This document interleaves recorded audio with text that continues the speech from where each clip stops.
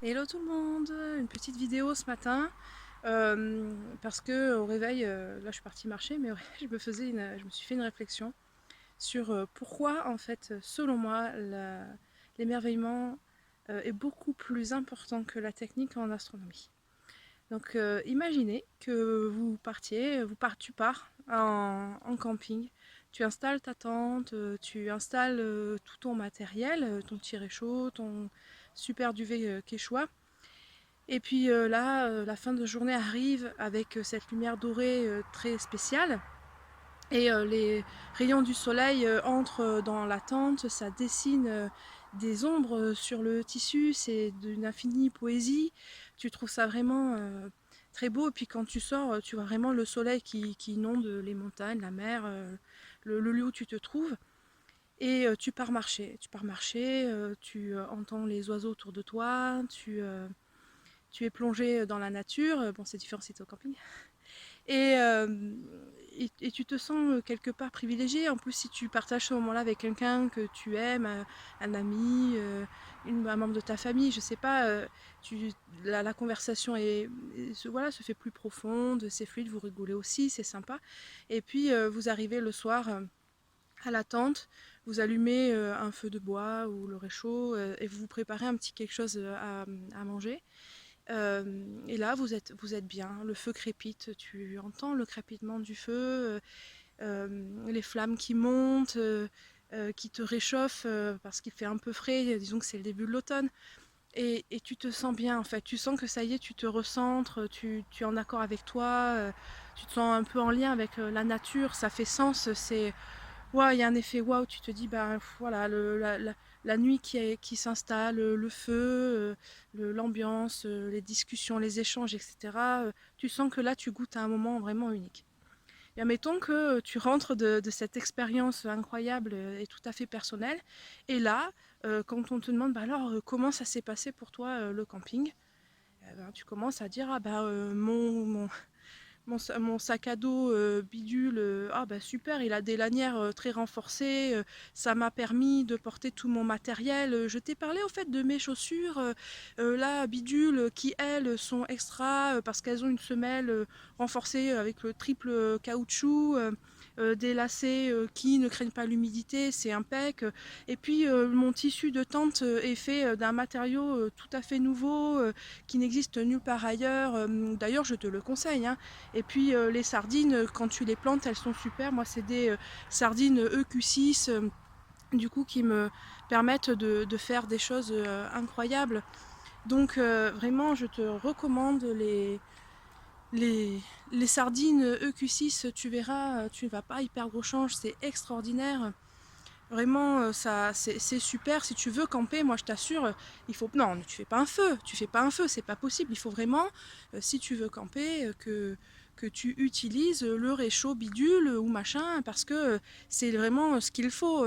Tu devrais d'ailleurs arrêter d'utiliser du feu du petit bois que tu trouves dans la nature.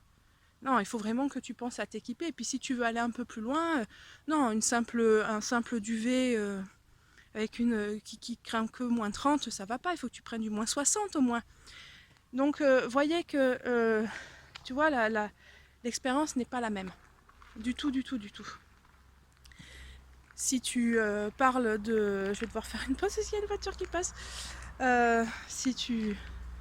selon ce que tu fais, voilà, si tu... Oh, je fais vraiment une pause là. Hop, hop. Selon voilà, l'expérience que tu fais, c'est reconnais que si on te raconte l'histoire du camping en te parlant du feu qui crépite, des histoires que peut-être que tu as vu, je sais pas, un renard au matin en te levant et tu as trouvé ça mais incroyable et que ça t'a émerveillé, ça t'a donné envie, je sais pas, d'aller plus loin, peut-être de potasser des choses sur les renards, j'en sais rien, mais ça a allumé quelque chose en toi et tu t'es senti vraiment émerveillé par tous les aspects de cette expérience. Versus maintenant le collègue, la copine, etc., qui va te raconter, qui va te parler du matériel en fait. Et ben pour l'astronomie c'est pareil, ça marche pareil. En fait, l'important c'est la curiosité, c'est l'émerveillement, c'est c'est le fait d'accepter de se laisser un peu bousculer aussi dans ses perceptions, dans ses représentations du monde, dans tout ça. Et c'est ce qui fait l'expérience, une expérience unique, une expérience vraiment riche.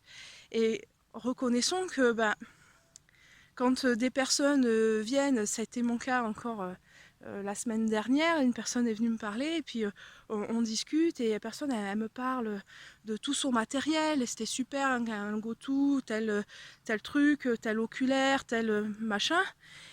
Et je lui dis, ah mais c'est génial et tout. Je dis, est-ce que tu as pu observer cet été parce que vraiment, bon, il y a eu des très belles soirées, etc. La personne me dit, bah non. Bah non, j'ai pas eu le temps, ça demande du temps de sortir le matériel, ça, c'est pas aussi facile. Et ben voilà, quand tu fais de l'astronomie avec tes yeux, avec ta curiosité et avec le goût de l'émerveillement, et bien en fait, le temps ne manque jamais.